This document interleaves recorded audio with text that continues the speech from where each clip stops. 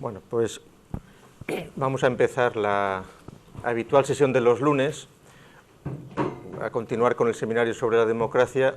Hoy vamos a tener un preámbulo breve que va a consistir en el acto de entrega de una placa por parte de nuestro invitado, que es Víctor Martínez Patón, que es vicepresidente del Centro de Investigaciones de Historia y Estadística del Fútbol Español.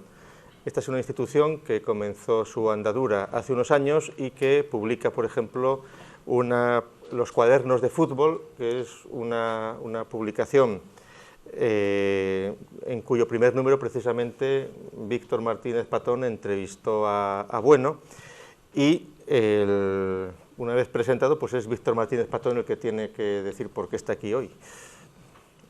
Muy bien, pues muchas gracias, Gustavo. Muy brevemente voy a explicar primero qué es esta asociación con este nombre tan largo, Centro de Investigaciones de Historia y Estadística del Fútbol Español.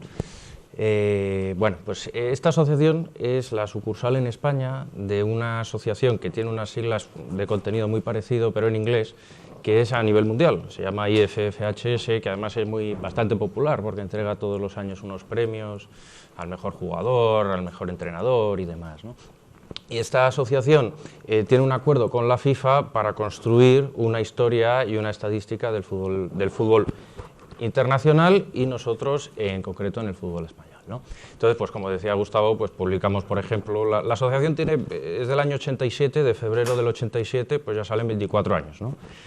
Y bueno, pues ahora publicamos desde hace varios años una revista en internet, porque claro, la asociación, que tiene unos medios muy limitados, que se limitan a las cuotas que los propios socios pagamos, empezamos pues a mano, haciendo fotocopias y demás, y distribuyendo entre nosotros la información, ¿no?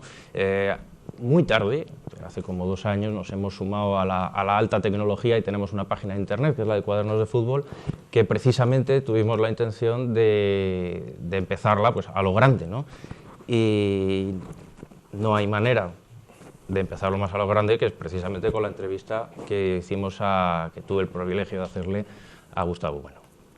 Y claro, ¿qué ocurre? Que precisamente, bueno, no es que a raíz de la entrevista nos diéramos cuenta, sino es al contrario, claro, es precisamente al darte cuenta de que la historia del fútbol lo único que hace es aportarnos datos, pero que después esto hay que analizarlo, y que desde la historia pues no se explica nada en sí mismo. Es decir, evidentemente necesitas esa información histórica que te da una perspectiva de cómo el fútbol ha llegado a ser lo que es.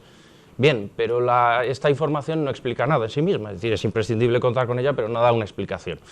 Y no hay ninguna disciplina individual que pueda explicar qué es el fútbol. Y entonces, claro, pues cuando no hay ningún conocimiento, ninguna disciplina individual que pueda explicar nada, algo es cuando precisamente aparece la filosofía, ¿no? Es decir, como filosofía entendida como un conocimiento secundario, ¿no?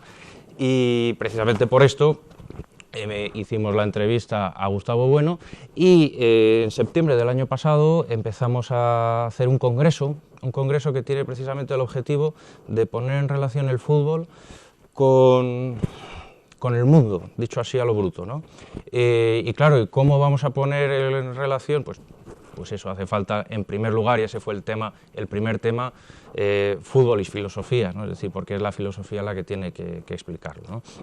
Este foro, que se llama Félix Martí Alay, se le dio este nombre precisamente y lo organizamos con motivo del primer aniversario del fallecimiento de uno de los fundadores del CIEF, que además es reconocido sin ninguna duda pues el mejor historiador del fútbol español, entre otras cosas. Quiero decir que fue director, también hizo alguna película, director de cine, pero sobre todo fue crítico de cine y fue director del periódico El Alcázar, el último director del Alcázar, ¿no? Él siempre presumía de haber cerrado el Alcázar, ¿no? Decía, joder, 40 años de periódico lo cogí yo y lo cerraron, ¿no? Y bien, pues esto fue el asunto. Precisamente tenemos ya elegido el tema para el segundo foro Félix Martí Alay, que será también en septiembre, será, me cuesta más darle nombre, pero viene a ser pues fútbol y sentimiento nacional, porque bueno, han propuesto identidad nacional, pero eso ya empieza a ser más complicado, ¿no? Digamos sentimiento nacional, que así lo tomas una distancia, ¿no? Y precisamente pues con la intención de oponer, de analizar, pasado ya un año y pico del Mundial y de 2 años, bueno, 3 de la Eurocopa, qué es lo que pasó ahí, ¿no? Es decir, que la identificación de España y el fútbol, precisamente como se ve desde Cataluña o el País Vasco, que algunos representantes políticos pues decían, yo quiero que España no gane, ¿no? Aunque eran españoles, y ellos con toda claridad decían, yo quiero que gane Alemania, y bueno, que gane Holanda, gracias. Pero la vez anterior estaban igual, eso, que gane Alemania en las semifinales y demás, ¿no? Bueno, Alemania en la final, en ese caso.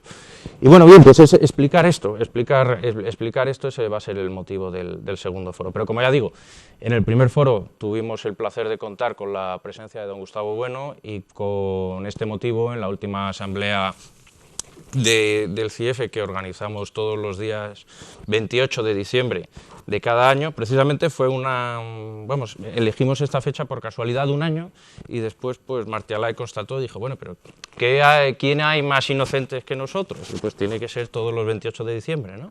Y a partir de ahí pues siempre se hace el 28 de diciembre, pues como digo, se propuso a don Gustavo Bueno para ser socio de honor de la asociación, y él pues tuvo a bien aceptar. Con lo cual, pues voy a entregarle, don Gustavo, la placa.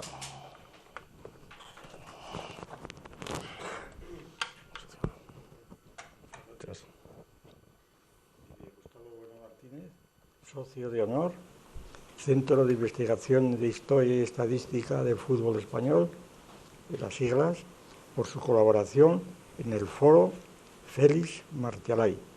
Muy bien, pues muchas gracias. Un placer. A sus órdenes, muy bien. Vale, lo dejamos. Voy a decir dos palabras para redundando en lo que ha dicho Patón. Hay que decir que Patón es licenciado en clásicas, en filología clásica, de manera que está muy entroncado con las relaciones entre las Olimpiadas griegas y la filosofía griega, ¿no? Y claro, todos sabemos que la filosofía griega hubo siempre una distancia entre los partidarios de las Olimpiadas y los detractores. Hubo quienes, o los ambiguos. El caso del Protágoras de Platón, pues hemos insistido mucho en las relaciones en la utilización que hace Platón, bueno, a través de Sócrates, entre los corredores, el corredor, la distinción pitagórica, ¿no? El corredor es simplemente el que quiere ganar sin destruir al otro, ¿verdad? Mientras que hay otros deportes, otros juegos en donde consiste en hundir a otro, que es el caso del fútbol. Claro, el fútbol es un juego de competición, es un juego esencialmente violento, como quiera decirse, ¿verdad? Y por tanto es simbolismo de otras muchas cosas, de ahí la importancia política, claro, la importancia política del Estado. Bien. Pues entonces, nada, realmente yo estoy, vamos, lo digo aquí, que a los que le pueda interesar, y sobre todo a Patón, que ya se lo he dicho, que yo estoy ahora dando vueltas, o haciendo los primeros sondeos para hacer un libro que se ocupe del fútbol. Es decir, la respuesta, la pregunta ¿qué es el fútbol? Pues ocurre, como tantas veces hemos dicho, como la pregunta ¿qué es el tiempo? De San Agustín. Dice, si no me lo preguntan, lo sé, si me lo preguntan, no lo sé, ¿verdad? Si preguntan a alguien ¿qué es el tiempo? Bueno, ya lo sé, pero díganme usted lo que es el tiempo, no lo sabe decir. Lo mismo pasa con la religión. ¿Qué es la religión? Hombre, no me va a gustar preguntar lo que es la religión, ya lo sé, no lo sabes, díganmelo. Claro, salvo que te diga preguntas estúpidas como la religión es la relación del hombre con Dios. De eso no se trata, ¿no? Con el fútbol pasa lo mismo. ¿Qué es el fútbol? Pues podrá uno saber multitud de cosas, erudición de fútbol, como ha dicho Patón, históricas, organizativas, de todo tipo, ¿verdad? Pero ¿qué sea el fútbol? Y sobre todo la conexión del fútbol, como se ha convertido en nuestro siglo, con una de las instituciones o redes de instituciones más abundantes del mundo. Es decir, yo creo que es un punto de partida para todo el mundo que mide con cierto escepticismo este asunto, ¿verdad? Que mide con ese escepticismo bobo, de decir, bueno, es que esto del fútbol, que tiene que ver la filosofía con el fútbol, eso me lo preguntaban en Madrid, pues mucho, usted es tan imbécil que no se da cuenta, ¿verdad?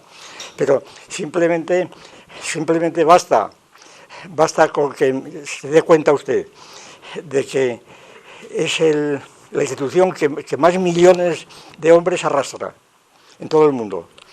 O sea, no se puede, ni un partido político, ni una ceremonia religiosa, bueno, quizá estos musulmanes de la Kaaba, ¿verdad?, se puedan comparar, pero ni siquiera eso, porque aquello es una vez al año y esto es incesantemente, ¿verdad? Es decir, la cantidad de personas que mueve al fútbol y todo gira en torno al asunto. Entonces, ¿qué quiere decir fútbol? Realmente, ¿por qué se va al fútbol y qué significa el fútbol? ¿Y cuál es su estructura? Son problemas típicamente filosóficos, ¿no? Como podríamos preguntar por la arquitectura o por la pintura, exactamente igual. Y en ese sentido, yo les confieso que desde mi juventud, donde yo jugué al fútbol, claro, pues como todos los estudiantes de aquella época, en un estadio que había en los colegios mayores de Madrid, allí en el Cisneros, ¿verdad? Allí jugábamos al fútbol, aquello más que política era profesional, jugaban unas veces los filólogos contra los químicos, ¿verdad? Y cosas de estas, cosas de colegio mayor. Y ya desde entonces a mí me interesó mucho el fútbol, vamos, en plan puramente especulativo, por decirlo así, ¿no? Porque yo nunca me he dedicado al fútbol, ni he sido socio de ningún partido, pero eso no tiene nada que ver. Y esa es la cuestión, de manera que esta distinción pues constituye para mí ahora una especie de recordatorio y de estímulo para escribir el libro. Eso. Pues muchas gracias, y a la organización también. Muy bien. Muy bien. Pues nada, tras este preámbulo institucional, continuamos nuestro seminario y tal como estaba anunciado, hoy va a intervenir glosando el artículo que dedica a la democracia, el Sintopicón, la obra que organizó Mortimer Adler, como decíamos el otro día. Quien quiera saber más de Mortimer Adler, pues puede encontrar en las páginas del Proyecto de Filosofía en Español una biografía más o menos amplia. Mortimer Adler murió este año, se van a cumplir los 10 años. Murió en el 2001, poco antes de la gran conversación que fue el 11S, como también decíamos en la presentación el otro día. Adler, después de la Segunda Guerra Mundial, a partir del 45, cuando ya iban dándose cuenta de que los Estados Unidos del norte de América se iba a convertir en la nueva potencia hegemónica global enfrentada con la Unión Soviética, se dio cuenta de que no valía en los terrenos ideológico-filosóficos, con los proyectos franceses de principios de siglo, de 1900, representados por Lalande, cuando propuso también con una voluntad armonista y por la vía de lo que Lalande llamó la asimilación, el asimilacionismo, pues venir a decir que todo era cuestión de palabras y que haciendo un vocabulario técnico filosófico de la filosofía se podrían responder a todas las distintas escuelas y a todas las divergencias filosóficas, puesto que en el fondo todos estaban de acuerdo que era cuestión de precisar las terminologías. Entonces, el proyecto que, como es bien sabido, Lalande presentó en la Exposición Universal de París de 1900, que asumió la Sociedad Francesa de Filosofía y que tardaron más de 20 años en ir culminando hasta que apareció el famoso vocabulario técnico de la filosofía, que lleva el nombre del que lo dirigió, de Lalande, donde cada entrada filosófica pues hay dos o tres acepciones del término. Por cierto, en el caso que nos ocupa, de democracia, no vale la pena pues ni dedicarle una sesión a su análisis, porque son 3 líneas, que dice que cuando eso se escribió a principios del siglo XX, la democracia no tenía suficiente enjundia para que el vocabulario de Lalande le dedicara más asunto. Sin embargo, después de la Segunda Guerra Mundial, la diferencia de esos 45 años pues, en los cuales se produjeron 2 guerras mundiales y la Revolución Soviética en el intermedio, pues Adler, que había nacido en el año 2, había nacido no puede ser. Sí, 1902, sí, claro. Sí, es que vivió 99 años. Adler había nacido en el año 2.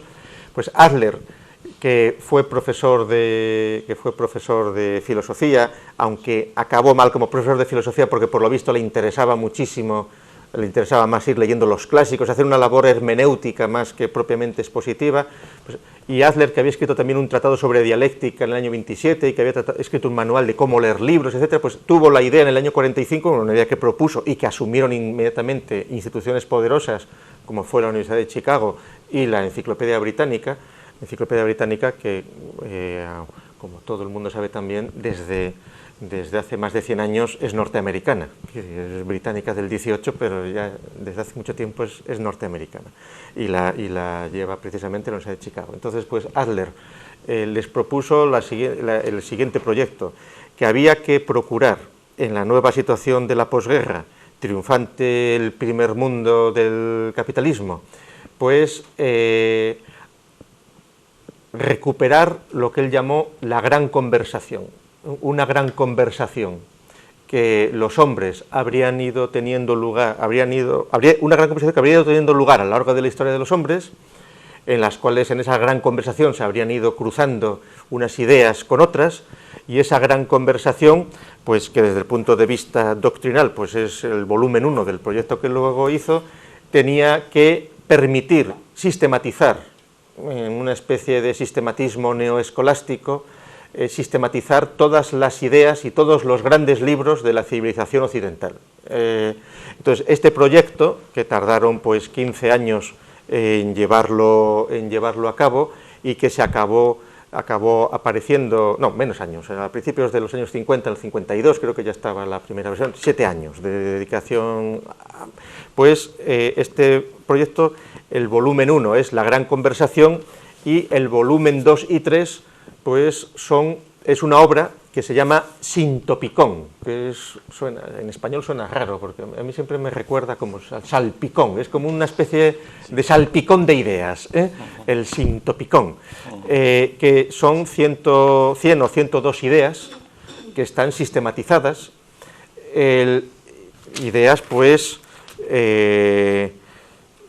las grandes ideas, a ver dónde están, pues ángel, animal, aristocracia, arte, astronomía, belleza, ser, causa, cambio, ciudadano, ciudadanía, constitución, valor, definición, así sucesivamente, hasta 100 ideas. El Sintopicón, que son 2 tomos, este y ese, pues cada una de estas ideas tiene un tratamiento similar, una pequeña exposición, y luego una sistematización, como su propio nombre indica, de tópicos o de asuntos que pretenden pues, tratar globalmente qué es lo que la tradición ha dicho de esa idea.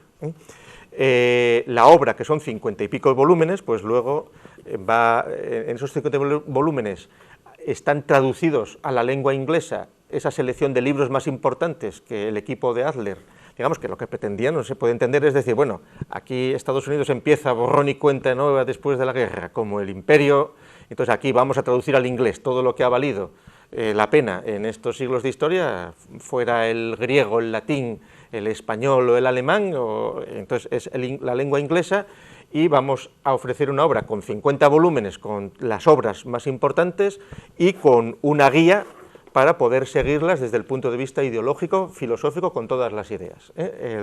Bien, una de esas ideas es la idea de democracia, como es natural. Y entonces, sobre el análisis de la idea de democracia, cuyo contexto histórico pues acabo de esbozar mínimamente, vuelvo a decir, en la entrada del averiguador del proyecto de filosofía en español, pues tienen unas cuantas páginas más y un poco más detallado estas ideas, pues bueno, se va a dedicar hoy la sesión de este seminario a comentar la entrada Democracia del Sintopicón de la colección las grandes ideas, grandes libros de la tradición occidental, los grandes libros. Pues nada. Bueno, ha sido muy útil esta introducción a la enciclopedia en general, o como se quiera llamar, puesto que el artículo de Democracia está perfectamente envuelto en estas pretensiones del Sintopicón de Adler, que además era atomista, ¿no? Bueno, entre otras cosas, en la enciclopedia, que dedica un volumen a cada autor, ¿verdad? A Santo Tomás le dedica dos volúmenes. Bueno, también a Aristóteles, ¿verdad? Pero vamos, a Santo Tomás le dedica 2 volúmenes. Y efectivamente la obra se entiende muy bien, precisamente lo que ha dicho también Gustavo, la democracia que a principios del siglo XX pues era una cantidad despreciable, o por lo menos antigua, una cosa de los griegos, ¿verdad? Pero vamos, sin gran importancia, pues un poco como el fútbol, ¿verdad? Era una cosa importante. En cambio ahora, como todos sabemos, la democracia prácticamente es la religión de nuestro tiempo. Es decir, hoy día el ser demócrata es sencillamente estar salvado. Es la fuente de todos los valores. Y la democracia empieza a ser una ideología de toda la humanidad, al parecer, de toda la humanidad, que se identifica con el progreso, con la ilustración, con la libertad, con la paz. Es el humanismo. El humanismo es la democracia. La democracia es el fin de la historia, que decía Fukuyama, ¿verdad? El fin de la historia. Con la democracia la humanidad ha llegado a su término, ya no cabe mayor progreso. Tendrá sus deficiencias, tendrá sus peligros, pero la democracia es todo. Lo cual quiere decir que en este contexto la idea de democracia ocupa un lugar centralísimo. Y entonces lo importante también es esto, que la democracia pues está tratada en este contexto de las grandes obras occidentales, del pensamiento occidental. Claro, este libro está escrito, está publicado en plena Guerra Fría, el año 52, empieza la colección, donde los dos bloques están totalmente, dicotómicamente separados, ¿verdad? El bloque occidental, el capitalista, y el comunista.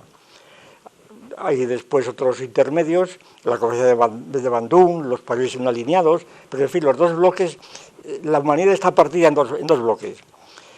Y aquí, en esta selección de libros, se opta claramente por Occidente. Es decir, aquí no hay el menor relativismo cultural, ¿verdad? Esto a los antropólogos, la selección de libros los aterroriza, los aterrorizó siempre. Y aquí no aparece nada de Confucio, ni de Mahoma, ni del Islam. Es una cosa tremenda, ¿verdad? Qué desprecio. No, es que aquí la idea es que efectivamente las ideas, las grandes ideas, como ellos llaman, ideas mundiales, son las ideas de Occidente. Occidente es la civilización. Es un concepto de Occidente, pues, hombre, que no se lo han inventado ellos, ni mucho menos. Así, para no extendernos en estas consideraciones, lo que recuerda inmediatamente es la filosofía de la historia de Hegel, ¿no? Es decir, Occidente empieza con los griegos, con los antecesores, Occidente son los griegos, Grecia, Roma, el cristianismo, este es el punto central de Hegel y de los germanos, ¿verdad? El cristianismo, es decir, el cristianismo alemán, ideas que aparecen también ya en Fichte y en otra tradición, pues sobre todo germánica, ¿no? Es decir, considera el cristianismo como un componente esencial de la civilización posterior occidental. De manera que hay una continuidad, por ejemplo, de Sócrates con Jesucristo, y así sucesivamente. Es decir, es lo mismo. Grecia y Roma están incorporadas enteramente a la civilización, por antonomasia. Y la civilización es una sola. No hay civilizaciones. La civilización es una. Esta idea es central. La civilización es una sola, idea que también fue muy discutida en los tiempos de Herder, como natural, y contra la cual arremetieron los antropólogos. Es decir, en la Primera Guerra, por eso este concepto de Occidente pues contrasta mucho con el concepto de Occidente, por ejemplo, que popularizó Spengler, La decadencia de Occidente, en donde Spengler, en lugar de civilizaciones, habló de culturas. entendiendo las civilizaciones como la fase final de una cultura. Una civilización, una cultura cuando llega a su última etapa, la etapa de la vejez, porque las culturas para Spengler, como recuerdan ustedes, son como superorganismos, son seres vivientes que tienen 10 siglos de edad, y las culturas, como los organismos, son independientes, son sustancias, no tienen que ver unas con otras, son sustancias superorgánicas, como decía Kreber también en el tiempo. Y entonces estas culturas, pues duran 10 siglos, la nuestra empezó hace 1000 años, es decir, con los otones en Alemania, y está muriendo ahora, ¿vale? En tiempos de Spengler, el libro de Spengler de los años 20, ¿no? Está muriendo ahora y aparecerá una nueva civilización, una nueva cultura. Y la decadencia del Occidente, que llamó él. Claro, esencial en el concepto de Occidente de Ortega, digo de Spengler, es que no hay continuidad precisamente entre Grecia y Roma y la cultura fáustica que llamaba Spengler. La cultura fáustica es la cultura occidental, la cultura nuestra, según él, tomando fáustica de Fausto, porque es la cultura del infinito, etcétera, en música, en arte, en todo lo demás. Y entonces, según Spengler, hay un corte total entre las culturas antiguas, la cultura mágica que llama él. Llega a decir Spengler, por ejemplo, que San Agustín y Santo Tomás, que son considerados, por ejemplo, como dos episodios de una misma tradición cristiana, ¿verdad? San Agustín y Santo Tomás, que no tienen nada que ver, que San Agustín pertenece a la cultura mágica, que no tiene nada que ver con Santo Tomás, e incluso utiliza una comparación, pues vamos, muy bonita, y que tuvo mucho éxito en su tiempo. Dice más o menos así como podemos encontrar en una catedral gótica pues unas piedras de unas cornisas griegas, ¿verdad?, del Partenón o de lo que sea. Sin embargo, el Partenón no tiene nada que ver, desde el punto de vista de la historia del arte, con la catedral gótica. Están allí empotradas, ¿verdad?, empotradas, pero dentro de otra estructura y otro espíritu completamente distinto. Así también los griegos, Aristóteles no tiene nada que ver con Santo Tomás. Claro, Santo Tomás es un pensador típicamente fáustico, ¿ya?, y no tiene nada que ver con Aristóteles, simplemente utiliza materiales, elementos, como utiliza un arquitecto gótico, pues materiales de obra que están en otro lado, pero en fin. Quiero decir con esto que la teoría de Occidente de Spengler, pues como vemos, es totalmente contrapuesta al Occidente de aquí, ¿verdad? Porque Spengler precisamente, seguramente, aunque su influencia ha sido muy subterránea, es uno de los que más han influido en el relativismo cultural. Es decir, las culturas son múltiples y entonces las culturas son impenetrables, son sustantivas. Claro, lo que pasa es que Spengler distinguió 8 o 10 culturas, después se han multiplicado, porque ahora tenemos hasta la cultura catalana, la cultura del Bierzo, la cultura gallega, es una multiplicación de culturas, pero cada una de ellas tiene la misma estructura, ¿verdad? Son eternas, vienen de siempre. Claro, Spengler no, decía que tenían 10 siglos de duración. Entonces, es también curioso que la idea de Occidente, pues de Adler y este grupo, también es distinta de la que, por ejemplo, mantuvo Ortega en España, fundador de la revista de Occidente, precisamente, la revista de Occidente. Es decir, la perspectiva occidentalista de Ortega, pues incorpora a los griegos, desde luego, pero tiende a excluir a los cristianos. Es decir, el cristianismo es un apósito judío que viene aquí, que no se sabe muy bien de dónde es, y por tanto, pues es una cosa que, bueno, Ortega siempre mantuvo una actitud muy parecida, por cierto, a la de la Institución Libre de Enseñanza en este punto, es decir, a los krausistas. El cristianismo, pues, fue un apósito que convendría desarraigar, ¿verdad?, desarraigar. Y Ortega dice alguna vez que a pesar de que había estudiado con los jesuitas y demás, que toda su vida se procuró el raer en lo posible todo residuo de catolicismo. Tenía, ¿verdad? seguramente no sabía lo que decía Ortega, creo yo, no, realmente hablaba tonterías locas, como solía hacer muchas veces también, ¿verdad? Pero vamos, eso lo dijo Ortega. Y ahí está, ¿verdad? Ahí está, a pesar de Julián Marías, que no sabía cómo hacer, porque Julián Marías intentó recristalizar a Ortega, pero en fin, ya se ve lo que se hizo. Bueno, total, que el proyecto de esta obra, es decir, hacer una enciclopedia, una selección enciclopédica de la cultura occidental, de la única cultura, la civilización occidental, la única que hay, pues quiere decir que si aquí aparece la palabra democracia, la democracia es también considerada como una gran idea de la cultura occidental, ¿verdad? De Occidente. Es decir, la democracia es una de las ideas claves, junto con otras, como ya ha leído Gustavo, pues eso, pues animal, aristocracia. No, la enciclopedia tampoco es, sí, tiene una gran densidad, filosofía, de cosas que llamamos filosofía, pero vamos, también, por ejemplo, incluye, pues qué sé yo, entre los griegos, al margen de Platón y Aristóteles, y empezando sobre todo, por, como dentro de su concepto de Occidente, el primer tomo está dedicado a Homero, ¿verdad? Después viene Esquilo, Sófocles, Eurípides, Aristófanes, ¿verdad? Heródoto, Tucídides, luego pasa Platón, Aristóteles, los tomos, Hipócrates, Galeno, Euclides, Arquímedes, es decir, toda la ciencia griega más relevante, Lucrecio, ¿verdad? Luego Virgilio, Plutarco, Tácito, Ptolomeo, etcétera, Plotino, Agustín, Tomás de Aquino, dos tomos, Dante, etcétera, etcétera, Montaigne, Rabelais, Galileo, Harvey, Cervantes es el único que cita. Esto es una cosa muy curiosa. El único español que cita es Cervantes, pero ya no se incluye dentro de la cultura occidental, ¿no? Luego Descartes, Milton, Pascal, Newton, pero Newton son las obras completas, no las obras completas, sino una selección muy importante, los principios y demás de Newton, ¿no? Montesquieu, Rousseau, Adam Smith, Kant, Lavoisier, Fourier, Faraday, también está, Hegel, Goethe, Darwin, Marx y Engels, Tolstoy y Dostoyevsky, que esto parece que es una especie de guiño a los soviéticos, a incluir a Rusia. Claro, es sabido que la Unión Soviética era considerada muchas veces, bueno, habitualmente, como una especie de socialismo tártaro. Era un poco Oriente que se había metido por Europa, ¿verdad? Pero claro, Rusia seguía siendo europea, sobre todo desde el punto de vista cristiano, pues era ortodoxa, era una variante del cristianismo, el cisma de Occidente, ¿no?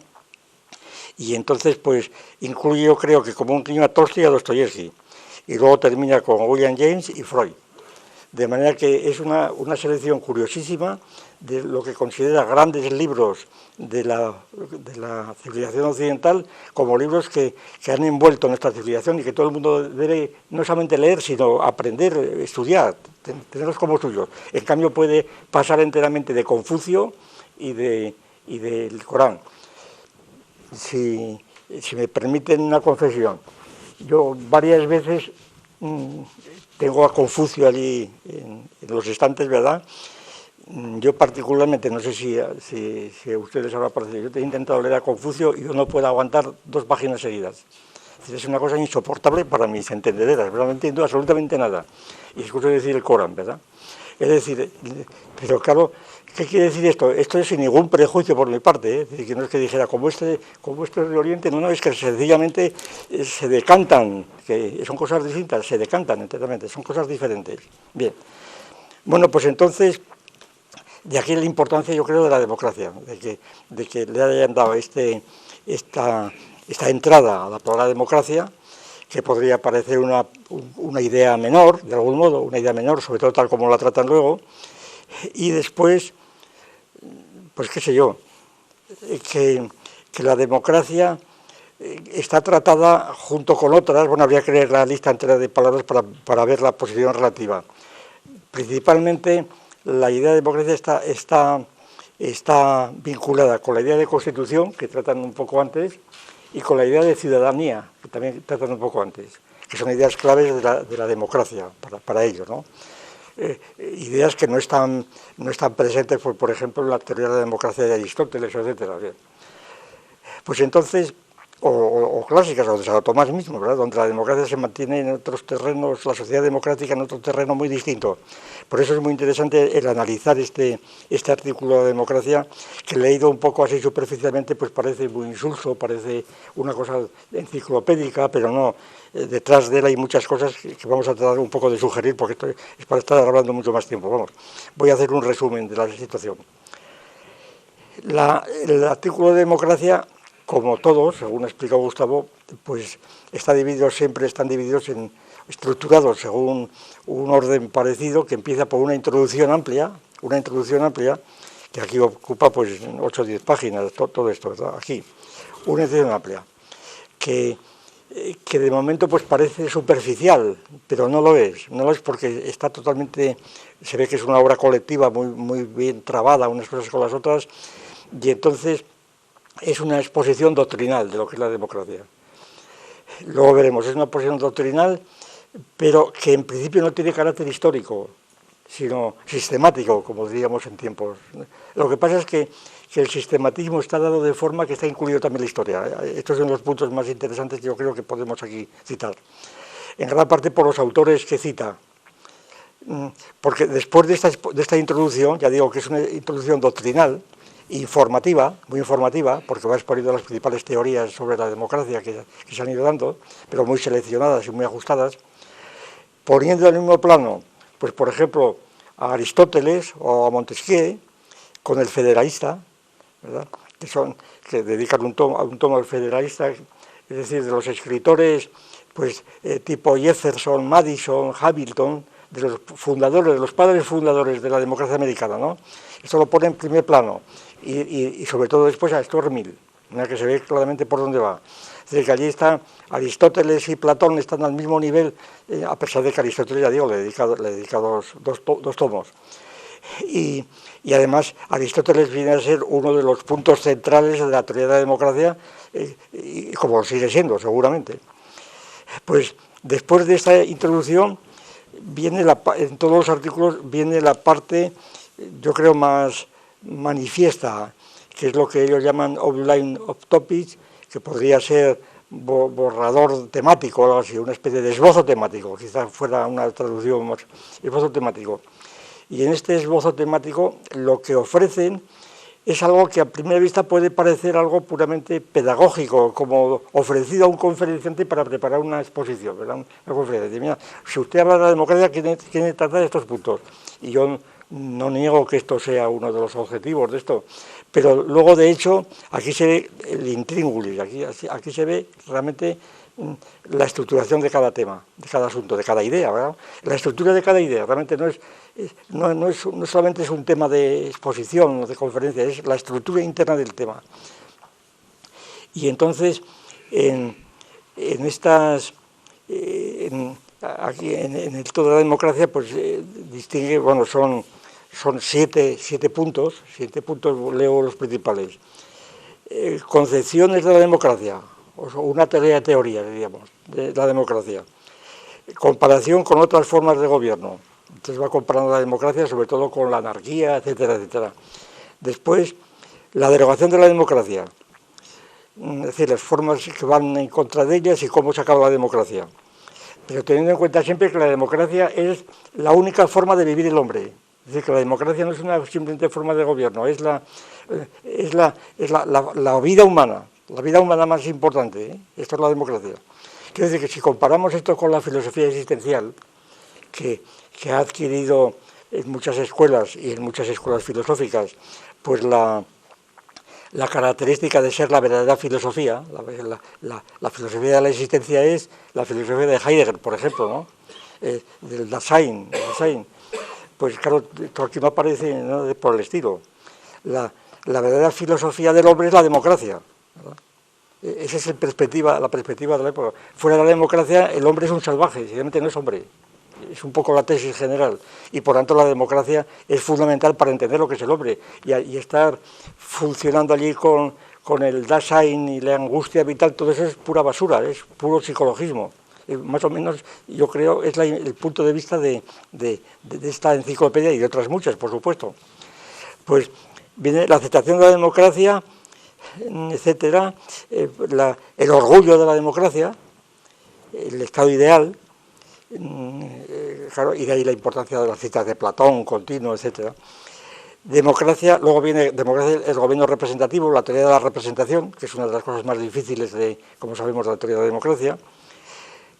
Idea está compartida, por cierto, por Carl Schmitt.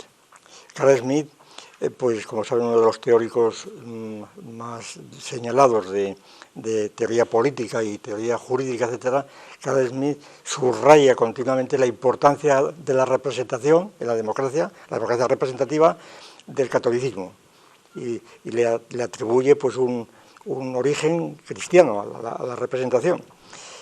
Después la importancia de la educación, la pedagogía dentro de la democracia, la educación, la ley de educación, que estamos siempre, ¿no? La educación.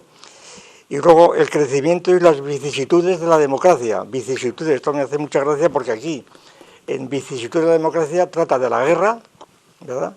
Trata de la guerra y trata del ejército y de la paz. Es decir, de las ideas de la paz, de la guerra, etcétera, y del ejército como ciudadanos armados, etcétera. Es decir, que aquí, y del imperio, y del imperialismo. Es decir, que las grandes ideas de toda la antropología, de toda la filosofía antropológica, están realmente girando en torno a la democracia, como vemos. Bien.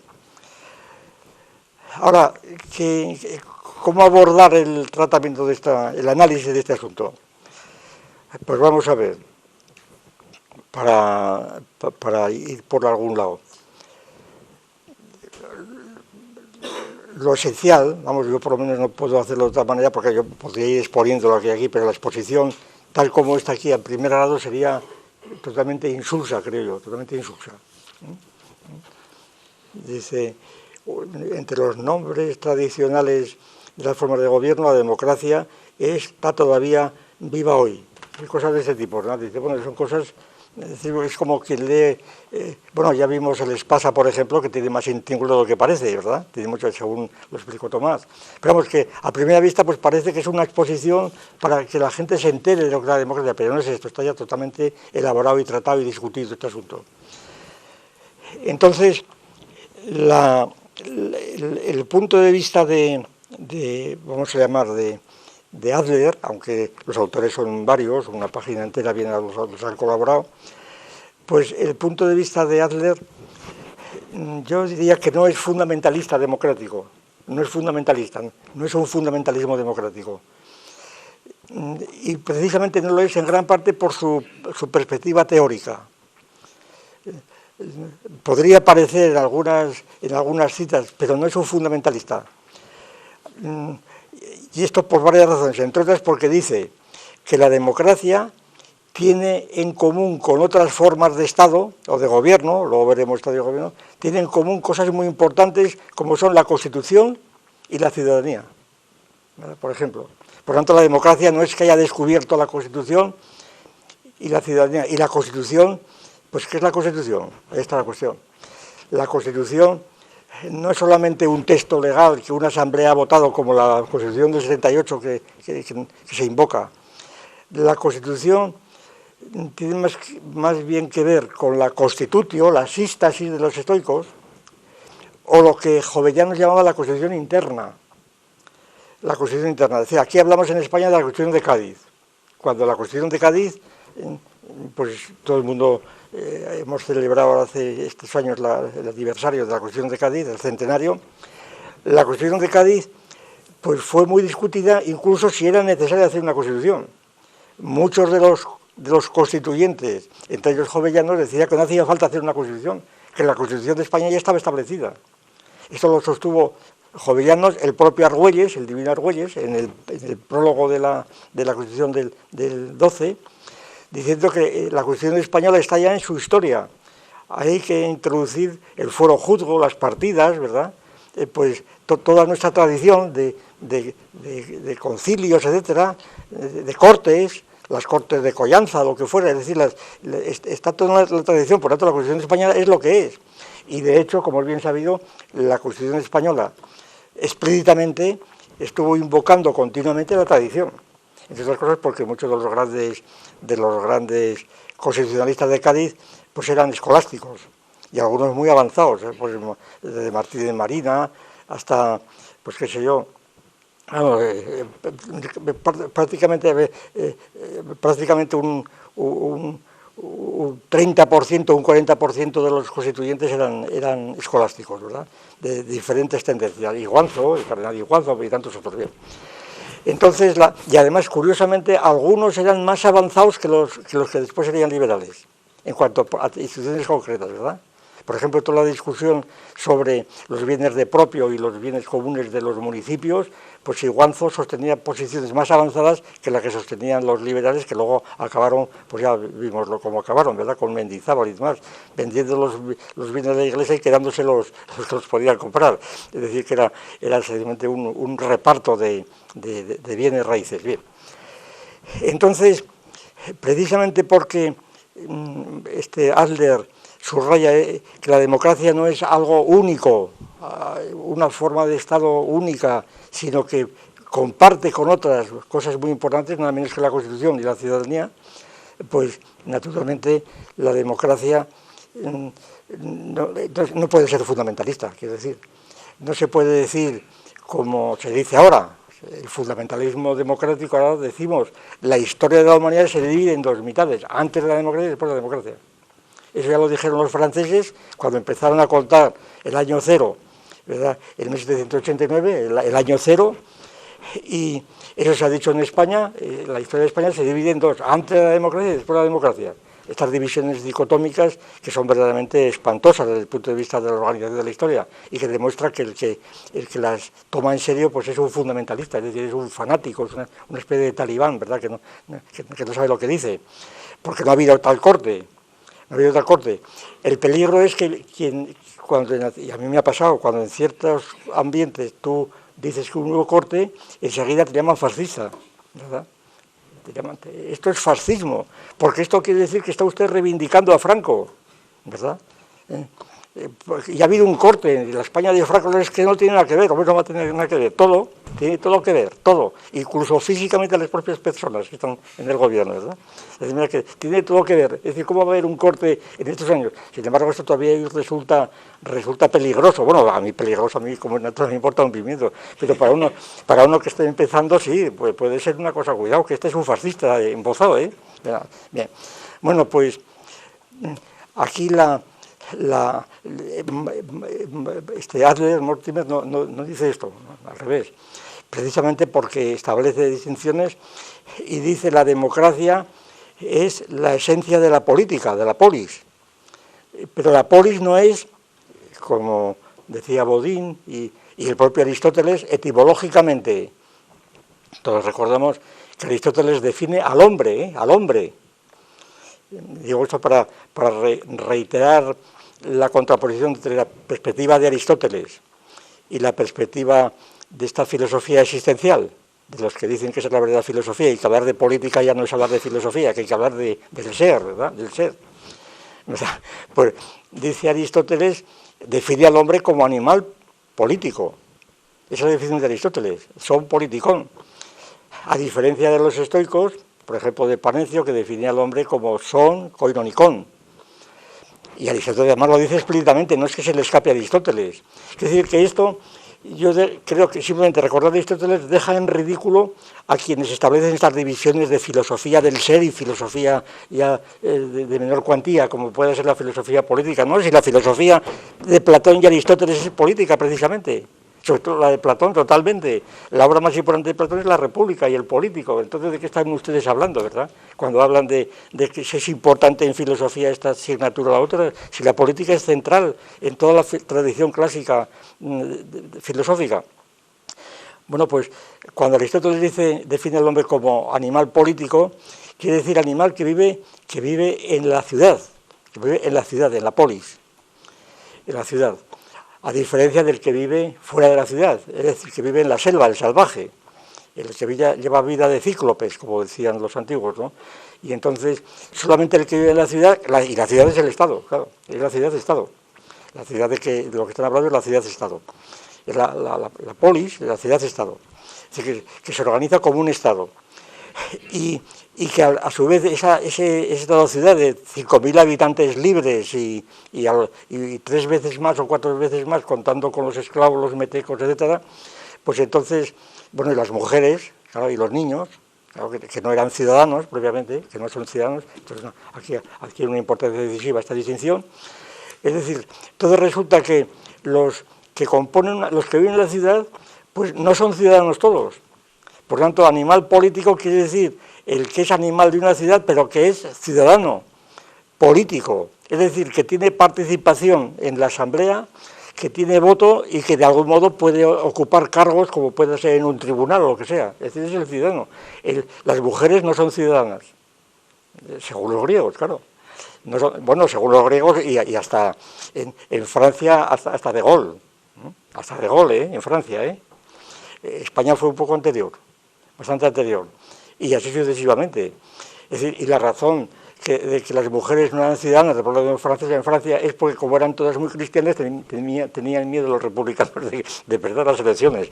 Esa era la razón explicativa práctica, ¿verdad? No había razones ideológicas, eran razones técnicas simplemente, razones tecnológicas. Distinción que vamos a hacer ahora muy importante porque esta es la que quería yo utilizar sobre todo, ahora la exponemos.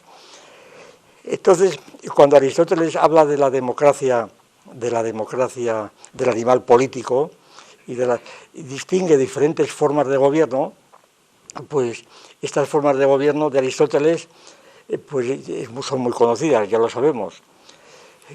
La clasificación de Aristóteles ya es sabida y no, es imposible, es que si no podríamos avanzar un paso, pero por otra parte conviene que la tengan fresca porque si no, aquí gira todo en torno a este asunto, en torno a este asunto.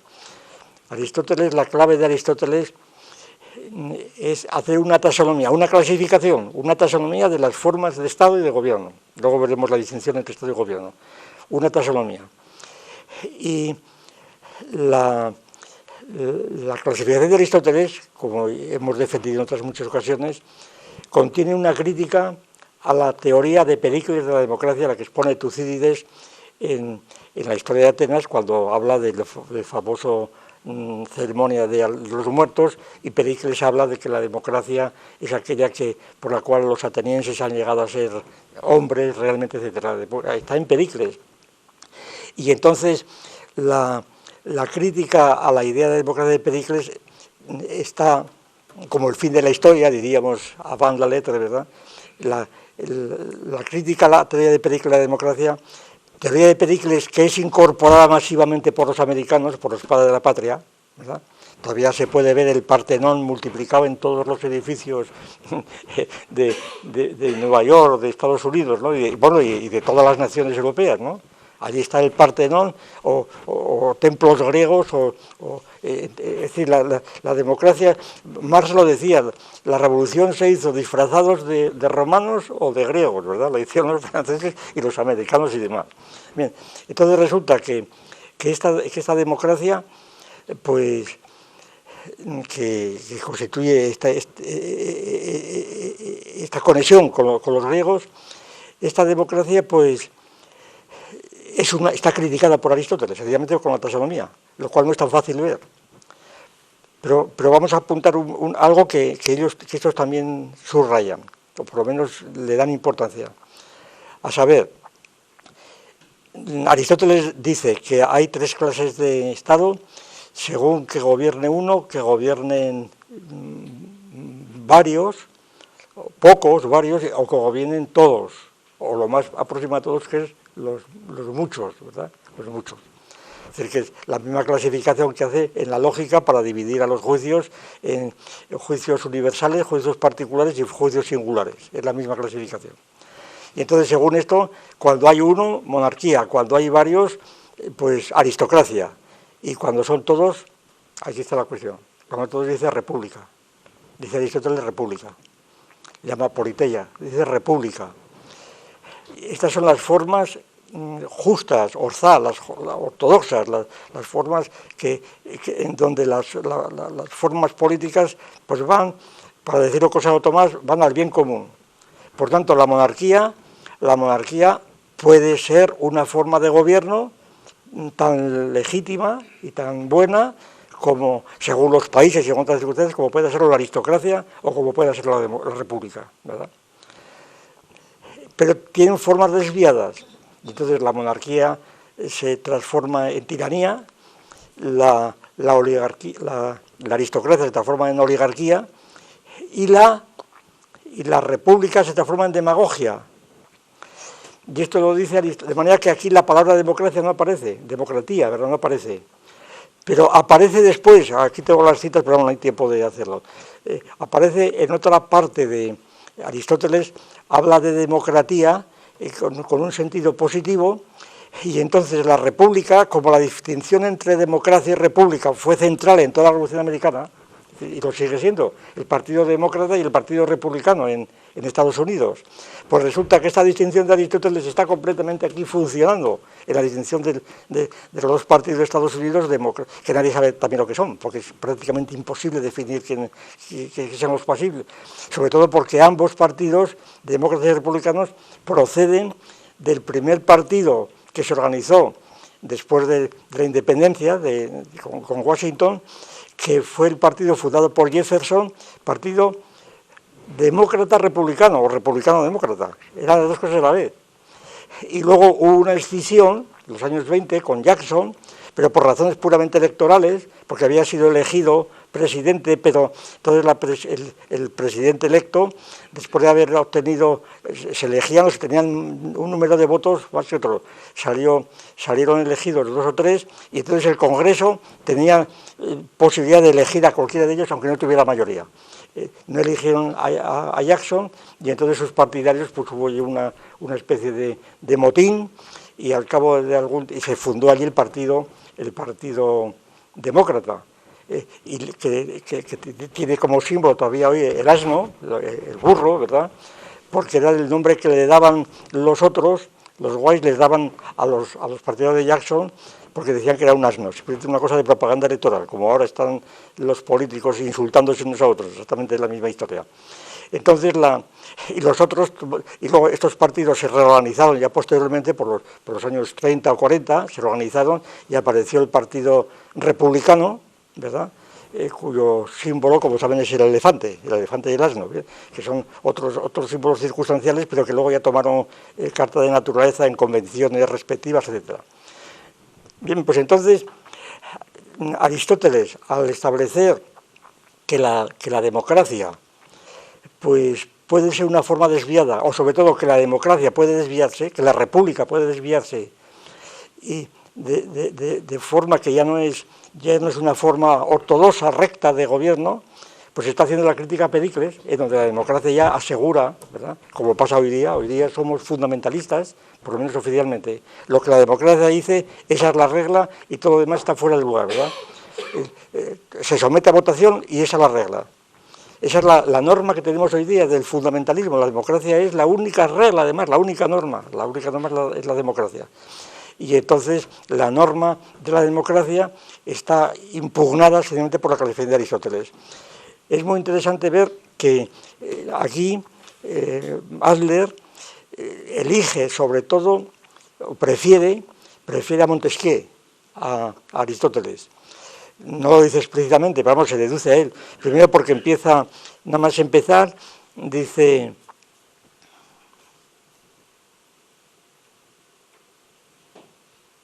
Bueno, no sé.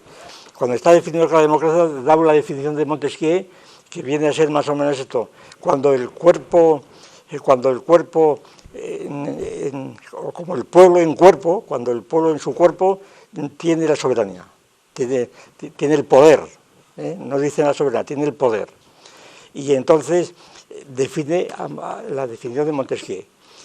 Pero Montesquieu no separa esta división tricotómica de Aristóteles, sino que sobre todo se interesa por la separación entre todo lo que es despotismo y lo que no es despotismo, ¿verdad?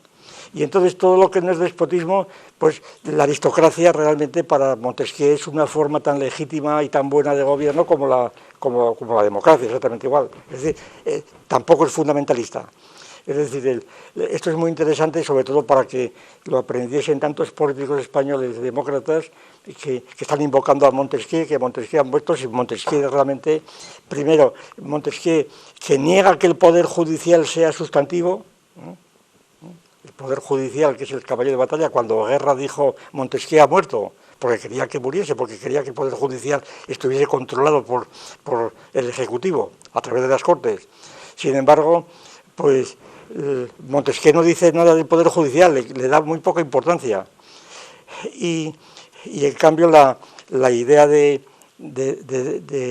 democracia en el sentido de Montesquieu, pues es una forma más, entre otras importantes, pero una forma más. Cosa que aquí la situación de Adler, y uno de los autores de este artículo, es más ambigua, porque sobre todo termina citando a Stuart Mill, la idea del liberalismo. Y claro, Stuart Mill, que tampoco es muy fundamentalista, porque Stuart Mill dice que la democracia es la forma ideal de gobierno, No es que diga que sea un objetivo a cumplir necesariamente, que es una forma ideal que depende de muchas cosas que tienen no ya déficits, como se dice ahora, la democracia tiene déficits, no es que tenga déficits, como pueda tener un aparato que le cambias la pieza y le quitas el déficit, ¿no? No son déficits, son desviaciones internas, es decir, son constitutivas, no son accidentales, son constitutivas. Bien. Bueno, total, si aplicamos esta distinción, que es la que he aplicado yo para analizar esta obra, aplicamos esta distinción, la distinción que solemos aplicar en las instituciones, en general en toda institución, entre dos momentos. Tendría dos momentos en el análisis. Lo que hemos llamado el momento, bueno, momento no tiene el sentido cronológico, como sabemos, sino que el momento se parece más a importancia, a lo que es momento de una fuerza en física, ¿no?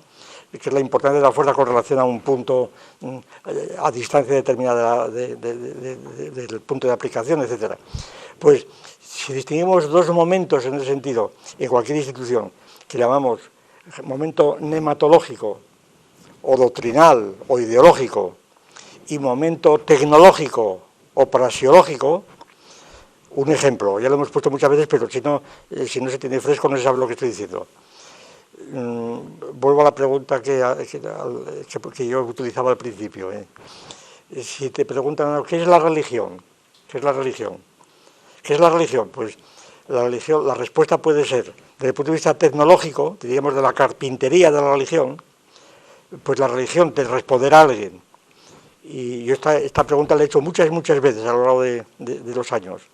¿Qué es la religión? Hombre, pues vaya, todo el mundo sabe lo que es la religión, por la religión de la Iglesia, los curas, yo qué sé, la Biblia, la sotana, la Eucaristía, si es católica, en fin, la religión es todo esto, ¿verdad? La religión es esto, cosa más clara. Entonces, el que no sea un débil mental sabe lo que es la religión. Bien, ahora, momento doctrinal o nematológico, la respuesta que aparece en el Catecismo de San Pío V, por ejemplo. La religión es la ordenación de las relaciones del hombre con Dios. El que dice esto dice, ya sé lo que es la religión. Claro, eso ya lo sabéis, sin embargo no saben absolutamente nada, ¿verdad? La religión no sabe nada porque no saben ni quién es Dios, ni las relaciones con Dios. Bueno, eso es un terreno tan absolutamente confuso y sin embargo lo curioso es que cuando preguntas a alguien ¿qué es la religión? Te responde por esto, por el momento dice, hombre, la religión es del hombre con Dios, lo ha leído en el catecismo, lo que fuera, en el Astete, pero no te dice el otro porque lo da como una cosa infantil. Hombre, no va a dejar de decir la enumeración, la religión es la iglesia, los curas, tal, eso no lo dice, ¿verdad? Ya se eleva, ¿verdad? Y da una definición filosófica que dice la relación del hombre con Dios, bien, y que se cree el majadero del que ha dicho algo, ¿verdad? Bien, está dando una decisión teológica. Bueno, pues con la democracia pasa lo mismo.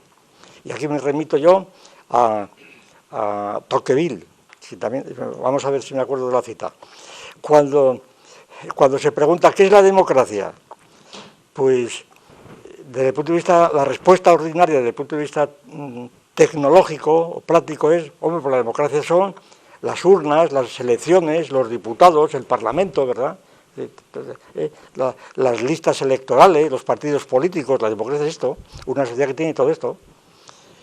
¿Y cuál es el momento? Dice, no, pero vamos, eso es la descripción del organismo democrático, pero ¿cuál es la esencia de la democracia?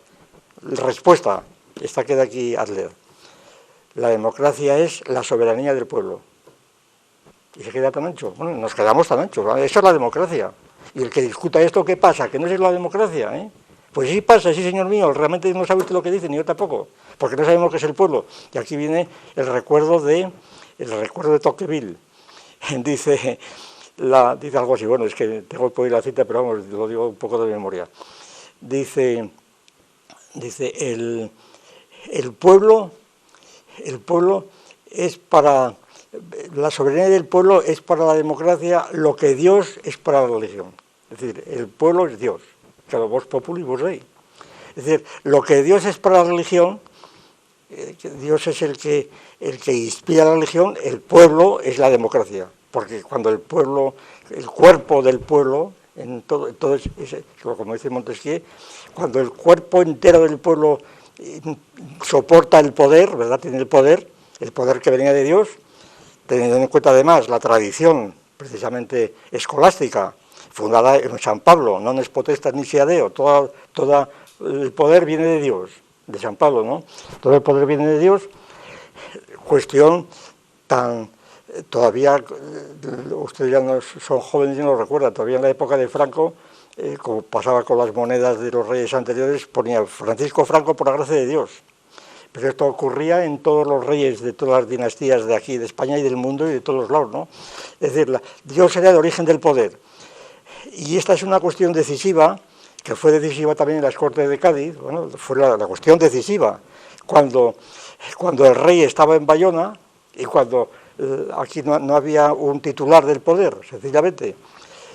La famosa cuestión que se sostuvo siempre en las Cortes del siglo XVI, las posiciones por ejemplo, de Vitoria, por un lado, de Francisco Vitoria, o bien de Menchaca, una cuestión muy conocida sobre si el poder venía de Dios y se lo daba al pueblo, y el pueblo después se lo entregaba al príncipe, es decir, al rey, y si se lo entregaba de un modo irreversible o no, ¿verdad? Esa es la discusión.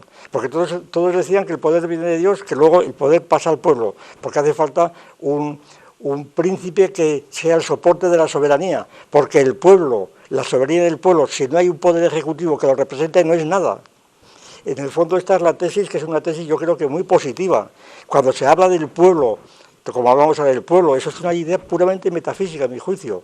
No es el pueblo por sí mismo no tiene ningún poder. Un pueblo pues de millones es una cosa amorfa que no tiene poder, es imposible, es una cosa totalmente amorfa. El poder está únicamente en el gobierno. Si el gobierno dice viene del pueblo, mi poder viene del pueblo, bueno, lo que usted quiera, ¿verdad? Pero el poder está ahí, está en el poder ejecutivo, sencillamente, ese es el poder. Y el pueblo es tan metafísico como Dios, como digo, lo de Tocqueville. Que no sé si yo... Lo que pasa es que Tocqueville no lo dice críticamente, ¿eh? Y Tocqueville no saca la consecuencia crítica. Por tanto, decir que del pueblo es tan oscuro como decir Dios, simplemente hace la comparación. Nosotros estamos diciendo críticamente en el sentido tan oscuro como es Dios para explicar la religión y el motor del mundo, del universo, así es recurrir al pueblo para explicar el motor del mundo humano, de la cultura humana. Bien, entonces la idea del poder viene de Dios, claro, en el caso de la democracia americana, pues la cosa es evidente, porque todo el mundo sabe que la democracia americana fue un resultado de la colonización inglesa, que es muy distinta, también siempre sabido, de la española. La colonización española la hacía el Estado, más o menos, daba concesiones, pero era el Estado. Hernán Cortés, Pizarro, etcétera, iban sencillamente a cuenta del Estado y con el permiso del Estado. Mientras que la colonización inglesa era más bien privada, el Estado intervenía continuamente, por supuesto, pero sobre todo el origen de la democracia en América como está admitido, y aquí también se da por supuesto, está en el calvinismo. Es decir, cuando las luchas religiosas, cuando la reforma calvinista en Suiza y la República de Ginebra de Calvino, también de una ciudad, de una polis como la griega, ¿no? Cuando la República de Ginebra pues se hizo calvinista, precisamente en nombre de la igualdad, también de San Pablo en la carta primera a los efesios o a los corintios, la primera parte 13 me parece, sí. Pues cuando San Pablo dice ya no hay griegos ni bárbaros ni gentiles y tal, todos somos, bueno, hablamos el otro día de esto, sí, y hablamos de esto bien, que luego lo repite Renan y esto. Es decir, todos formamos parte del cuerpo de Cristo, bien. Entonces, los calvinistas, como es bien sabido, llevaron la cosa a un fanatismo increíble, hasta el punto de negar toda la jerarquía eclesiástica, claro, el Papa y toda la jerarquía y los obispos, todo, a reducir los sacramentos a dos, que eran el bautismo y la cena, la comunión, pero como ceremonias puramente simbólicas, no, sin presencia real. Por supuesto, todo signo externo de bonetes y roquetes y tal, ¿verdad?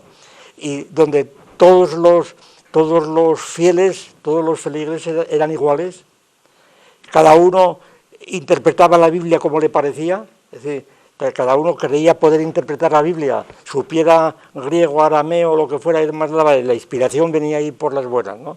Es decir, era la cosa más irracional, imaginable, a mi juicio, ¿no? Pero vamos, esto era. Entonces, cada uno era independiente del otro, teóricamente, de interpretar la Biblia. Bueno, como es bien sabido, el calvinismo pasa enseguida a Holanda, luego a Escocia, Inglaterra, y pues todos sabemos la serie de luchas y de conflictos que hubo desde Enrique VIII, sobre todo el cisma de Enrique VIII, la cuestión de Ana Bolena y demás, sobre todo los sucesores, Eduardo VI, y en Inglaterra el calvinismo toma dos formas principales, que son la forma del puritanismo, los puritanos, y los presbiterianos, que son las dos formas que tienen una correspondencia política interesantísima. Por ejemplo, los puritanos, claro, los puritanos era una rama de calvinista inglesa, definidos por esa ortodoxia, esa pureza, ese rigorismo completamente de talibán, pero que prácticamente equivalía a una especie de anarquismo. Era un anarquismo. Es decir, era el anarquismo de San Agustín. Es decir, cada cual tiene su opinión propia, nadie me impone a mí una idea de la Biblia ni de nada, porque yo tengo mi juicio propio, porque soy hijo de Dios directamente con Dios, ¿verdad? No a través de Roma ni de la Iglesia, directamente soy yo. Es decir, los propios pastores son simplemente los que leen allí los textos bíblicos, no tienen ninguna autoridad sobre mí, los cleros, los curas, ¿verdad? Bien, en cambio, pero claro, los presbiterianos, pues respetaban pues una cierta jerarquía, que eran, y mucho más los episcopalianos, los obispos, pero los presbíteros o los obispos eran dos ramas que más o menos corresponderían a lo que llamaríamos hoy monarquía constitucional, ¿verdad? Había una jerarquía, pero según un orden. Y después estaban los anglicanos, claro, que era pues lo que fundó Enrique VIII y sobre todo sus descendientes, Eduardo VI y la reina Isabel, pues los anglicanos eran sencillamente la monarquía absoluta, el antiguo régimen, la monarquía absoluta. Hay que tener en cuenta que Hobbes, la teoría de Hobbes, del Leviatán, el Leviatán es el Estado precisamente anglicano, es el Estado absoluto anglicano, en donde las órdenes y las instrucciones que da el Estado, investido de la autoridad divina, el Papa, la reina, y todavía la reina de ahora, como todo el mundo sabe, sigue siendo la papisa de Inglaterra, cosa realmente sorprendente, pero así es, ¿verdad? Es la jefa de la iglesia anglicana. Entonces la iglesia anglicana era el Estado absoluto, Bien, ¿qué ocurre? Los conflictos enormes entre anglicanos, puritanos, presbiterianos, etcétera, católicos, por supuesto, cuando vienen los estuardos, etcétera. Toda esta es una historia muy complicada, pero muy conocida. Bueno, total, que en la época de Eduardo VI, un grupo de puritanos que era imposible completamente convivir, claro, con el resto, y que habían tenido dentro de la Iglesia una especie de organización social distinta, son los que emigran a América, no los primeros, porque la inmigración venía ya de antes, ya un poco después, cuando Cabo, un poco después de Colón, pero fracasada continuamente. Y estos entran por la costa este de Estados Unidos, claro, por la parte de Nueva York, por arriba, ¿no? Y por toda la costa, menos Florida, que entonces habían ido los españoles, como toda parte, más o menos la colonización inglesa, pues son las 13 colonias famosas, pero dentro de otras muchas ocupa pues toda la parte occidental de Estados Unidos. 800.000 kilómetros cuadrados, más o menos, que no está mal, 800.000 cuadrados, pero de unas extensiones prácticamente desérticas, frente a los 9 millones y pico, no me acuerdo bien, 9 millones y medio más o menos que tiene Estados Unidos, que viene a ser más o menos la extensión de China actualmente, pero en cambio la Unión Soviética tenía 22 millones de kilómetros cuadrados, es decir, que también hay distancias todavía, todavía hay distancias. Pero entonces la extensión de Estados Unidos es enteramente el acta de independencia, lo de Washington, todo eso, ocupa solamente una parte relativamente, pues eso, de 800.000 kilómetros cuadrados a 9 millones, y como es bien sabido, el avance hacia el oeste, hacia el Far West, empieza ya pues bien entrado el siglo XIX, y se cumple con la guerra civil, que es lo que plantea uno de los problemas más difíciles de la democracia, y es cuando los que avanzan hacia el este, para cultivar aquellas tierras, necesitan mano de obra necesariamente, y si no, no pueden cultivarlas. Y entonces necesitan mano de obra, y es cuando empiezan a hacer uso de los esclavos negros, ¿verdad?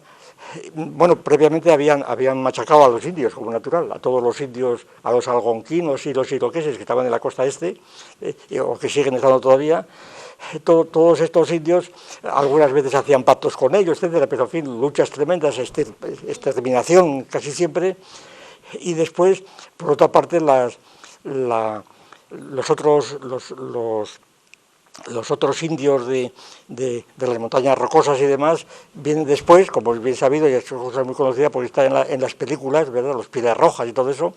Bueno, total, que la introducción de los esclavos es, como es bien sabido, lo que hace temblar la democracia, porque la hace temblar hasta cierto punto, porque ya había esclavos en Inglaterra, como había en España, había esclavos, pero vamos, era un esclavismo más bien familiar, no era un esclavismo industrial como el que se necesitaba para producir el algodón.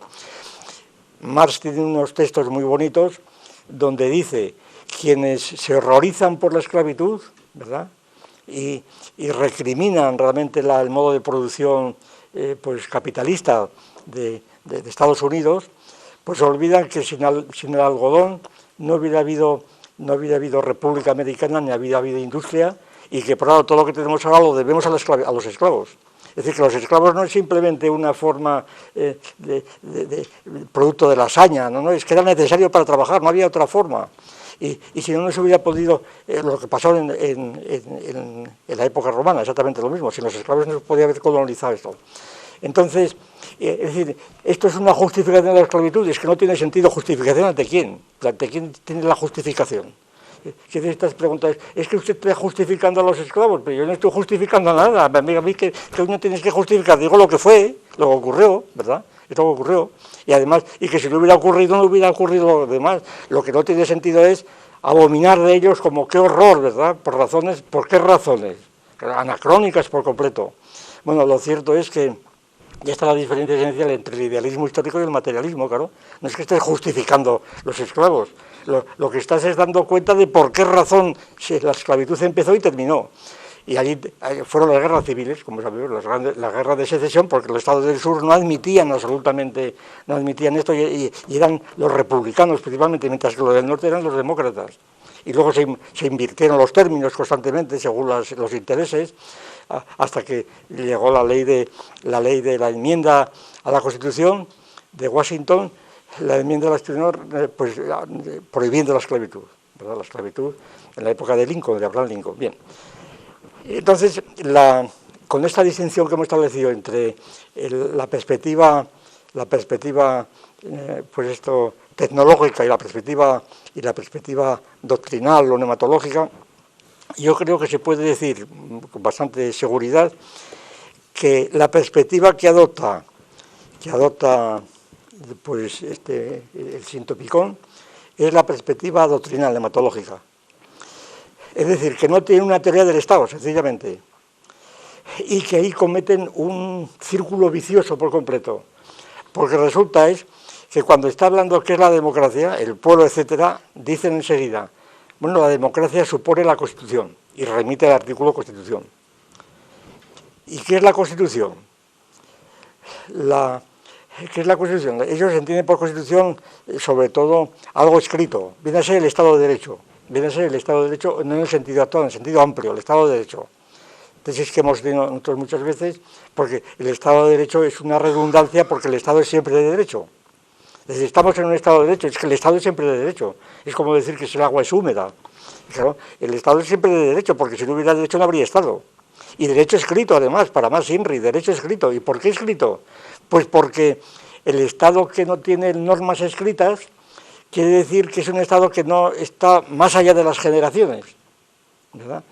Es decir, uno de los efectos de la escritura, como es bien sabido, es que los textos escritos duran más que una generación y pueden ser leídos por varias generaciones posteriores, y nosotros podemos saber más de Tutankamón que lo que sabía el Ramsés III, el que fuera, ¿no? Es decir, sabemos más cosas de antes gracias a la escritura, a los textos escritos. Es decir, la escritura, las leyes escritas, el Código de Hammurabi, las 12 tablas, lo que quieran, las leyes escritas son las que indican que se está hablando a una sociedad que no es una generación que improvisa, que hace lo que se quiera, sino que estamos en una estructura supraindividual, una estructura que desborda cada individuo. Y ese, yo creo, es el significado de las normas escritas. No es para que queden grabadas, es que está pensándose ya en esto, y está pensándose, y si no hay Constitución no hay Estado, eso es, no hay un Estado. Por eso la Constitución tiene tanto que ver con la nación, pero eso es más bien cosa de los americanos después, pero esto ya fuera de los franceses. Es decir, la república o la democracia supone la nación, la democracia no flota en el vacío, la democracia está siempre descansando como en un sujeto en la nación, en la Constitución o lo que sea, ¿no? Y entonces, ¿qué es la Constitución? Pues aquí estamos en lo mismo. Es la soberanía. ¿Y qué es la soberanía? La soberanía es la libertad. ¿Y qué es la libertad?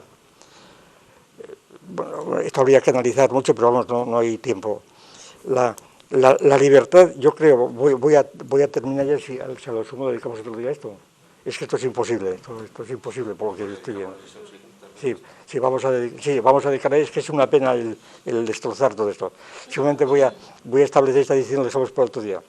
Yo creo que el concepto de libertad, pues es que estos lo utilizan, pero no se dan cuenta, por esta razón. Porque al mantener un punto de vista doctrinal, lo cual no quiere decir que no estén constantemente suponiendo la historia, porque están citando a Tucídides, y están citando a Aristóteles y a Montesquieu, etcétera, y a los federalistas tienen una idea histórica evidente, pero desde el punto de vista doctrinal. Es decir, son doctrinas que han aparecido para ser puestas en un libro o para ser explicadas en una cátedra, pero que no dan cuenta de la tecnología de la democracia, de cómo se fue formando la democracia. Y por tanto no tienen una idea del Estado. Y por tanto la idea del Estado que tienen es, desde nuestro punto de vista, es puramente conjuntiva, es desde la capa conjuntiva. El Estado son los ciudadanos que participan o que son electores, los elegidos, el Parlamento, el Poder Legislativo, en una palabra, el Ejecutivo y el Judicial. Eso es la democracia. La democracia y la aristocracia y la monarquía se juegan esos términos.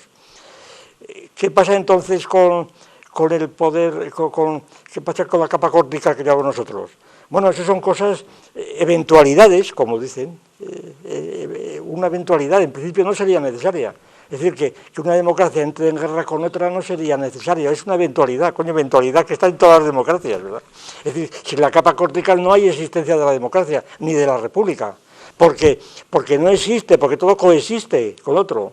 Es decir, precisamente el Estado empieza cuando hay varias ciudades-estados frente a frente, ahí es cuando aparece el Estado, precisamente, en el conflicto entre diferentes ciudades.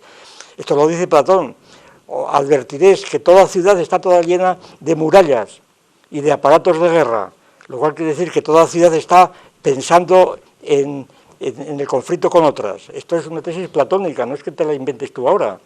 Es decir, otra palabra, a partir de la idea de que existencia es coexistencia, si el Estado existe, es porque coexiste con otros, y la coexistencia es no solamente pacífica, es sobre todo polémica, constantemente polémica, y la guerra está internamente, no es eventualmente, es internamente en los Estados. Ahora, entonces, estos señores, pues no, la democracia es una organización ideal, ¿verdad?, donde está la libertad y la igualdad, y entonces es una organización interna, ¿verdad?, que es la más perfecta, que es, citan a Aristóteles también, está muy interesante. Dice, Aristóteles ha dicho que la democracia es la forma, la república, vamos, que la democracia es la forma más tolerable de gobierno que las otras, o de Estado. Más tolerable, es decir, no es que sea perfecta, es que es la más tolerable, ¿Por qué sea esto? Esto es otro cantar, ¿verdad? Seguramente, sobre todo la democracia tal como se ve ahora, yo esto lo veía el otro día en estas huelgas que hay, en estas manifestaciones que llevan ya 11 días en Egipto, ¿no?, en el Cairo, donde todo el mundo está hablando de democracia, y ves allí las caras de aquella gente, la democracia y la libertad. Claro, entonces, evidentemente allí la libertad a mí me parece tiene que ver con que a mí no me mandan bufar, sino que yo digo, yo hago lo que quiero, ¿verdad? Es la ilusión democrática, la ilusión es una ilusión completamente, una ilusión total, ¿verdad? Que el individuo en la democracia se cree que es efecto, causa de sus actos, que es él el que es libre, cuando la libertad del Estado, es sobre todo libertad no de los individuos, sino del Estado frente a otros Estados. La libertad es el poder de un Estado frente a otros Estados. La libertad se mantiene a escala política. Un Estado es libre cuando no está sometido a otros, cuando sus decisiones no dependen de las decisiones de otro Estado, que lo tutela, sino la libertad consiste en libertad política, y de ahí viene luego la libertad individual, no es al revés. Y por consiguiente, yo creo que esta idea de la democracia que estos señores exponen, pues es la idea típica, bueno, la que expone cualquier tratado de derecho político actual, en España o en Francia, que es la idea vigente. Es una idea teológica, quiere decir, la idea es esta, con eso terminamos. Así como la teología dogmática, como sabemos, supone que la revelación del Espíritu Santo, de los profetas, de los apóstoles, lo que fuera, ¿no?, que la revelación pues constituye las premisas de nuestra ciencia. Entonces se trata de ver cómo esa revelación, que se continúa después con los dogmas que el Papa pueda ir promulgando más anteriormente, sin embargo los dogmas que vaya promulgando, por ejemplo el dogma de la Inmaculada Concepción, en el Concilio Vaticano I, que dio tanto juego, ¿verdad? Allí estaba Brentano, por ejemplo, de que vamos aquí. Pues entonces, la idea de la teología es esta, que todo el acervo doctrinal de la teología dogmática se funda en la revelación, pero la revelación a su vez se funda, o se soporta o se justifica, porque es el material sobre el cual se forma una ciencia, la ciencia teológica, la teología dogmática, sin la cual no habría habido escolástica, ni cristiana, ni árabe, ni judía, etc. Aquí pasa algo parecido con la democracia, con la teoría de la democracia.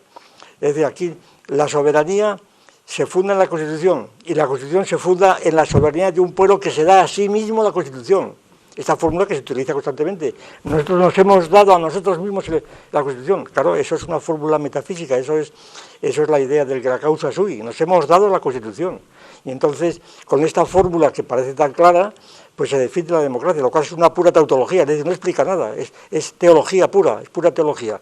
Y entonces, una vez que está el Estado de Derecho, que el Estado se lo ha dado a sí mismo, el Estado que haya desconectado de todo el mecanismo tecnológico y simplemente es una entidad que es sustantiva, autosuficiente, que se da a sí misma la Constitución y que por tanto es soberana, no tiene nadie por encima de él, aunque lo tenga, y si lo tiene pues se explica por razones parciales, pero algo no se explica en una palabra. Yo creo que esta es la debilidad principal que demuestra este libro. Pero vamos, lo que se trata, y lo dejamos para el próximo día, es de ir explicando en detalle todo esto, ¿verdad?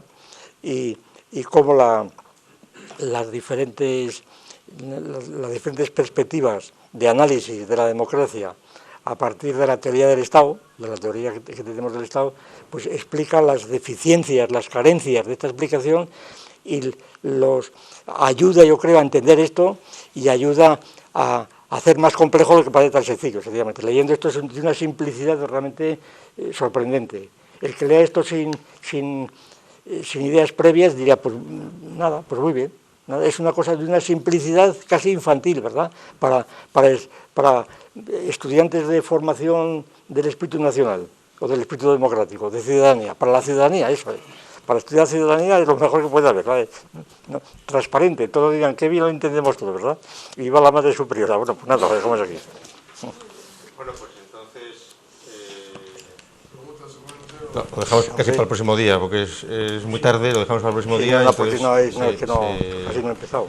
Procuraremos, aunque, por derechos de autor no se puede copiar esta edición, pero pondremos en internet por lo menos los epígrafes. Los epígrafes, vamos, el que quiera consultarlo, pues lo tiene aquí. Bueno, está en la fundación esta obra, como se ve, está ahí en la sala de enfrente. Muy bien.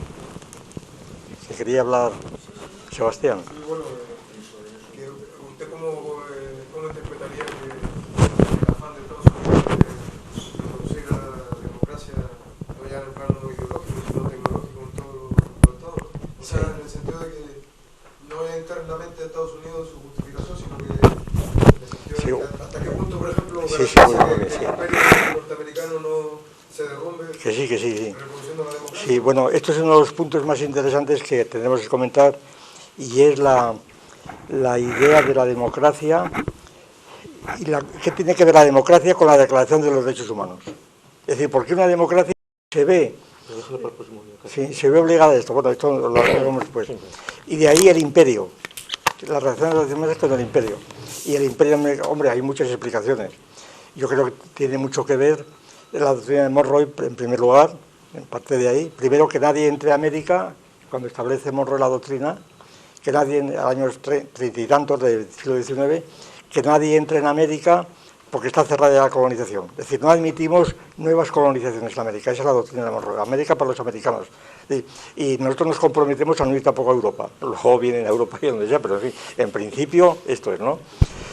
Y entonces, de ahí en adelante, pues, claro, decir que nadie ya es dar una orden universal. Es decir, que nadie entre aquí.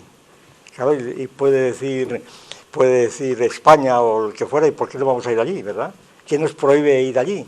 Porque es decir, no es el primer ocupante, claro, eso es lo que hay que discutir. Es decir, los españoles no debían entrar en América, esto es la discusión, porque estaba ocupada por los indios, muy señores míos, pues estaba ocupada, ¿y por qué ellos iban a ser los dueños, los primeros? Porque habían llegado antes que nosotros. Antes llegaron los titís y los chimpancés y los monos araña, claro. ¿No? Hombres que estos no son hombres, bueno, pues excuso decir lo que serían los primeros homínidos que entraron allí, ¿verdad? Tampoco serían muy separados de estos. Bueno, tarde ya.